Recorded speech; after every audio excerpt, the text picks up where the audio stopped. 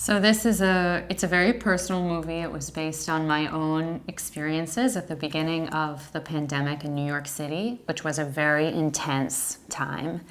And I actually wrote an essay about what was happening in my life in that moment, which was that I was in the middle of a breakup and then I got COVID and my neighbor died. And while it was happening, it felt very cinematic. I felt like I was in an acting scene or something. Like there was a moment when I heard a knock at the door, and this was a time when we weren't interacting with each other because we were afraid of this virus. And I went to the door and I opened it, and it was firefighters. And it felt very surreal, and I felt like I was in a movie for a moment. And when I actually studied in acting school, I studied with somebody who his side job was that he was a firefighter. And in that moment, I thought, this feels like a movie. And if I make it a movie, my friend Walter can play the firefighter because he's an actor and a firefighter. So I wrote an essay about this story, and then I decided to also make a short film about it.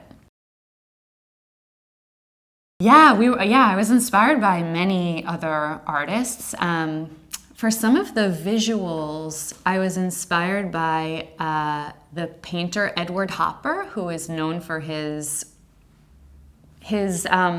paintings that are set in cities and also kind of deal with the isolation of cities. And he was also very inspirational for Hitchcock, who is a director that I also really love.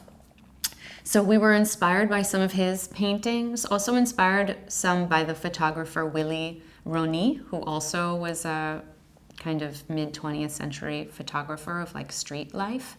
And then films, I was very inspired by a movie that is set in Brooklyn Heights, which is where my film is set, called Moonstruck, that stars Cher and Nick Cage, and it's just like a wacky, amazing romantic comedy. It's one of my favorite movies. And I was also inspired by these like classic New York love stories like Manhattan by Woody Allen, who we don't talk about very much in the States anymore, but his Eye for sure. And Nora Ephron, I also love her work. We shot it on 16 millimeter. I worked with a cinematographer who is Serbian. Her name is Emilia Gasic, and she is really talented, and I just thought she had a great eye. And I worked also with the producer Alex Weisky. They have a production company together. And we decided that I wanted sort of the texture of film, just because of my personal taste. I prefer that, but also because this was a time when we were, even more than usual, just looking at screens all of the time. And I wanted, when people watched this film, to know that they were watching a film and to have sort of a different experience from looking at their phone all day long.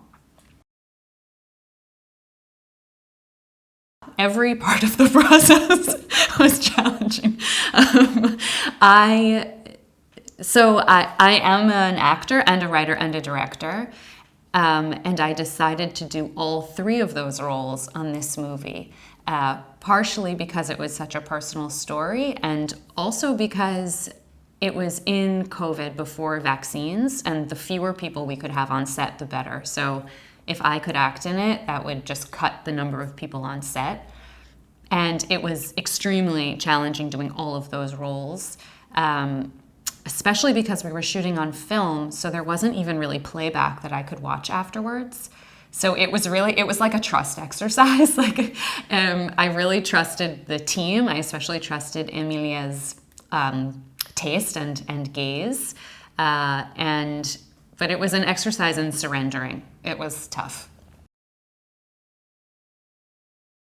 I think that writing and acting have a lot in common, though one is sort of expressive inside writing, and then one is really playing with what other people are giving you in person. But they both have to do with imagining and being in different people's perspectives.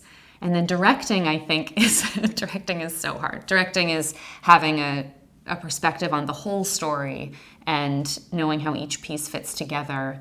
And then all kinds of logistical issues of how do you be a boss on set, and how do you communicate what you want, and when do you collaborate, and when do you trust your gut? And I'm still working hard to figure all of that out.